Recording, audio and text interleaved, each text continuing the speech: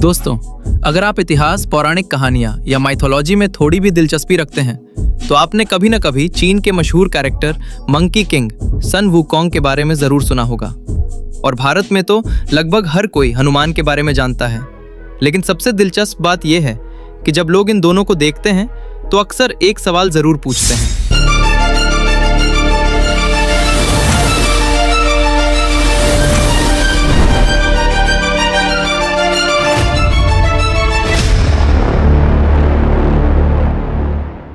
क्या monkey king असल में हनुमान जी से प्रेरित है? क्योंकि दोनों बंदर जैसे दिखते हैं, दोनों के पास अद्भुत शक्तियां हैं और दोनों आसमान में उड़ सकते हैं। लेकिन दोस्तों, सच्चाई ये है कि इन दोनों की कहानी, उद्देश्य और संस्कृति पूरी तरह अलग है। तो आज के इस वीडियो में हम जानेंगे मंकी किंग और हनुमान जी के बीच 5 बड़े अंतर, और साथ ही ये भी समझेंगे कि आखिर इन दोनों में इतनी समानताएं क्यों दिखाई देती हैं। सबसे पहले हम ये जानते हैं कि हनुमान जी कौन हैं। हनुमान जी भारतीय महाकाव्य रामायण के सबसे शक्तिशाली और सबसे महत्वपूर्ण पात्रों में से एक हैं। मान्यताओं के अनुसार उनका जन्म माता अंजना और पवन देव वायु से हुआ था, इसलिए उन्हें पवन पुत्र हनुमान भी कहा जाता है। हनुमान जी को भगवान शिव का अंश भी माना जाता है। लेकिन उनकी सबसे बड़ी पहचान क्या है? भगवान राम के प्रति उनकी अटूट भक्ति।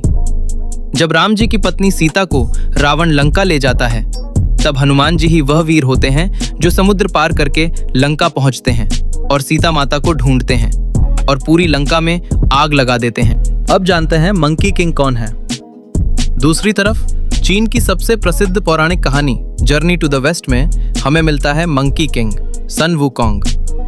सन वुकोंग की कहानी बहुत अलग है। कहानी के अनुसार उसका जन्म एक जादुई पत्थर से हुआ था और बचपन से ही उसमें अद्भुत शक्तियां थीं।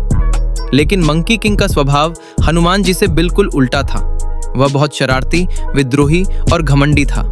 इतना ही नहीं, कहानी में तो वह स्वर्ग के देवताओं से भी लड़ जाता है। अगर इन दोनों के बीच सबसे बड़ा अंतर देखें तो वो है स्वभाव। हनुमान जी बहुत विनम्र और भक्तिपूर्ण हैं।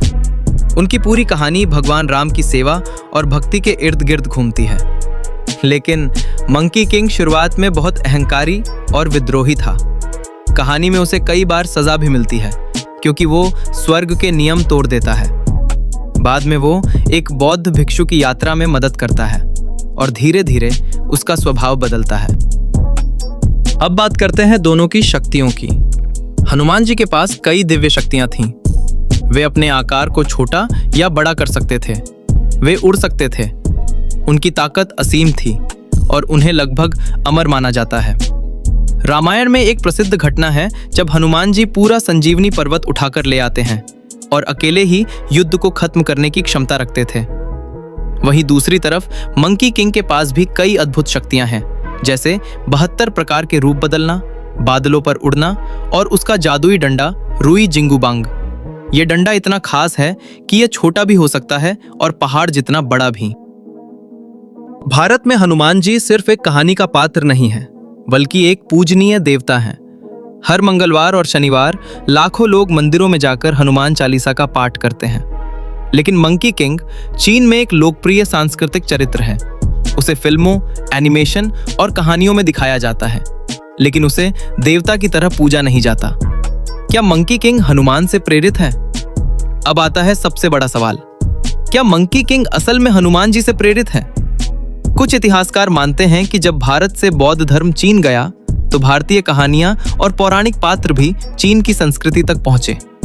इसी वजह से कुछ लोगों का मानना है कि मंकी किंग कहीं न कहीं हनुमान से प्रेरित हो सकता है। लेकिन इस बात का कोई पक्का ऐतिहासिक प्रमाण नहीं है। तो दोस्तों, अगर हम ध्यान से देखें तो मंकी किंग और हनुमान जी में कुछ समानताएं जरूर हैं, जैसे कि बंदर जैसा रूप, असाधारण शक्तियां और उड़ने की क्षमता। लेकिन उनकी कहानी, उद्देश्य और संस्कृति पूरी तरह अलग है। एक तरफ हैं भगवान राम के परम भक्त हनुमान जी और दूसरी तरफ है चीनी लोक कथाओं का शक्तिशाली लेकिन शरारती मंकी किंग। अगर आपको ऐसे ही इतिहास, पौराणिक रहस्य और रोचक फैक्ट्स पसंद हैं तो हमारे चैनल क्रेजी ज्ञान YTU को जरूर सब्सक्राइब करें और कमेंट्स में जरूर बताइए, अगर मंकी किंग और हनुमान जी के बीच लड़ाई हो जाए तो आपके हिसाब से कौन जीतेगा?